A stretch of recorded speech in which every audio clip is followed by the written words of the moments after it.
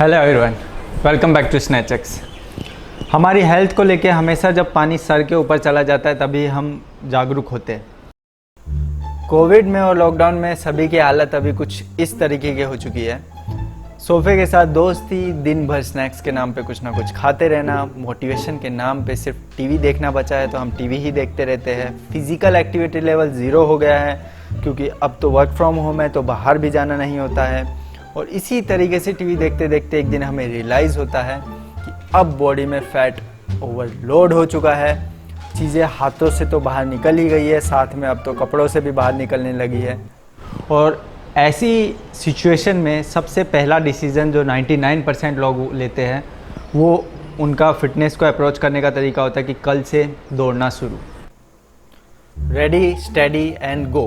Morning में running करना start कर देते हैं। अगर उससे एक्सपेक्टेड रिजल्ट ना मिले तो फिर इवनिंग में रनिंग करना स्टार्ट कर देते हैं। और वो भी कम पड़ता है तो बहुत से लोग तो दिन में 3 बार रनिंग करना स्टार्ट कर देते हैं। एक्सेसिव कार्डियो ऐड करते हैं, सर्किट ट्रेनिंग ऐड करते हैं, मतलब शरीर को पूरा निचोड़ देते हैं। और उससे भी अगर हेल्प नहीं मिलती है तो फिर क्रैश डाइट की तरफ कि अब मैं खाना एकदम कम कर दूंगा और जितना हो सके कार्डियो, सर्किट ट्रेनिंग और ये सब चीज़ें करके मेरा फैट लूज़ करूँगा।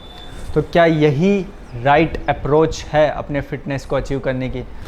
क्रैश डाइट करके, बहुत एक्सेसिव कार्डियो करके लोग अपना वेट तो लूज़ कर लेते हैं। बहुत से लोग 10 किलो 20 किलो तक वेट लूज़ कर लेते हैं, बट ये अप्रोच उनकी हेल्थ पे लॉन्ग टर्म में बहुत ही ज़्यादा नेगेटिव इम्पैक्ट डालती है।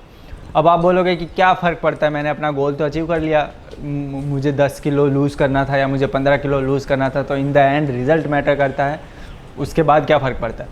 बट ऐसा नहीं, फ़र्क पड़ता है क्योंकि क्रैश डाइट करके और इस तरीके से एक्सेसिव कार्डियो करके आप वेट लूज़ कर लोगे, लेकिन जैसे ही आप बैक टू अपनी नॉर्मल लाइफ आओगे, अपना नॉर्मल रूटीन फॉलो करना शुरू करोगे, जितनी तेज़ी से आपने जो फैट लूज़ किया है उतनी तेज़ी से वो वापस से आपकी बॉडी पे आना शुरू हो जाएगा। अब आप वेट चेक करना स्टार्ट करोगे, फिर आप देखोगे कि 1 किलो बढ़ा, 2 किलो बढ़ा, फिर आपका वेट वापस से बढ़ना शुरू हो जाएगा। और फिर आप देखोगे कि पहले जितना बढ़ा था उससे भी 2-3 किलो या 5 किलो तक और ज़्यादा आप ओबीज हो चुके हो और ज़्यादा फैट बॉडी में आ चुका है।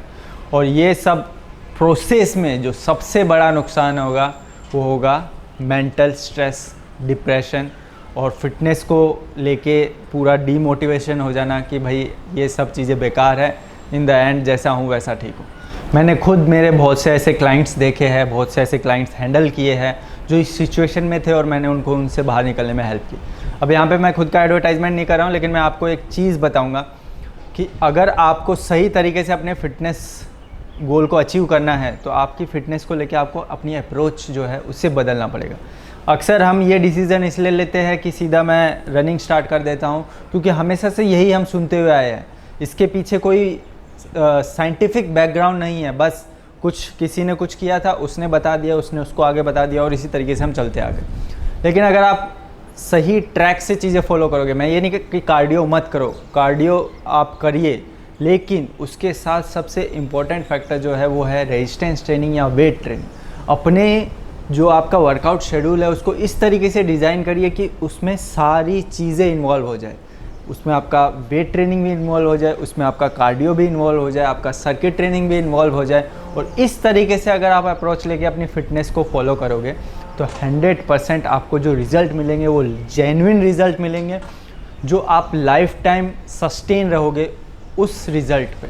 तो अपनी फ़िटनेस को अप्रोच करने के लिए सबसे पहला रूल ये है कि इंतज़ार मत करो कि पानी सर के ऊपर से चला जाए, है ना।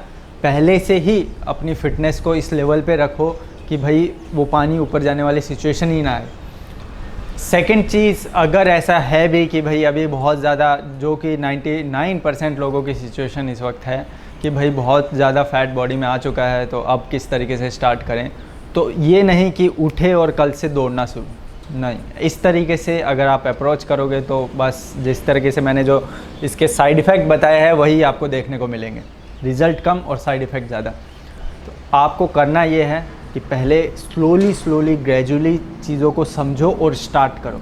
वार्म अप से स्टार्ट करो, स्ट्रेचेस से स्टार्ट करो, उसके बाद थोड़ा आप अगर पसंद है आपको तो थोड़ा कार्डियो ऐड कर सकते हो। उसके साथ अल्टरनेट डेज आप जो है वेट ट्रेनिंग या रेजिस्टेंस ट्रेनिंग या बॉडी वेट ट्रेनिंग, ये सारी चीज़ों को मिलाइए, ठीक है, और उसको मिला के फिर अपनी ट्रेनिंग स्टार्ट करिए। अगर आप खुद ये चीज़ें नहीं जानते हो तो किसी लेजिट प्रोफेशनल की हेल्प लीजिए कि कैसे अपनी बॉडी के अकॉर्डिंग आप अपना जो है वर्कआउट और अपना डाइट प्लान जो है वो डिज़ाइन कर सकते हो। पढ़िए और जानिए और फिर अपने जर्नी को स्टार्ट करिए। अब क्या है, इन चीज़ों के फिटनेस को लेके या हेल्थ को लेके ज्ञान देने वाले बहुत हैं, लेकिन ये डिसीज़न आपका होना चाहिए कि आप अपनी फ़िटनेस जर्नी स्टार्ट करने से पहले उसकी अप्रोच किस तरीके से रखना चाहते हो। क्योंकि जब नींव अगर सही नहीं डालोगे, जब हम पेड़ उगाते हैं तो पेड़ की जड़ें मजबूत होती है तो ही वो मजबूती से खड़ा रह पाता है तूफ़ान में भी, आंधी में भी। और अगर आपकी नींव ही अगर कमज़ोर होगी, वो आपका बेस ही स्ट्रॉन्ग नहीं है, तो बाकी सारी चीज़ें कुछ मैटर नहीं करती। तो बेसिक से स्टार्ट करिए, तभी एडवांस तक पहुंच पाओगे। That's it. इस वीडियो में मुझे आपको यही एक अवेयरनेस मैसेज देना था। Thank you for watching, keep watching, keep learning. SnatchX, we believe in fit.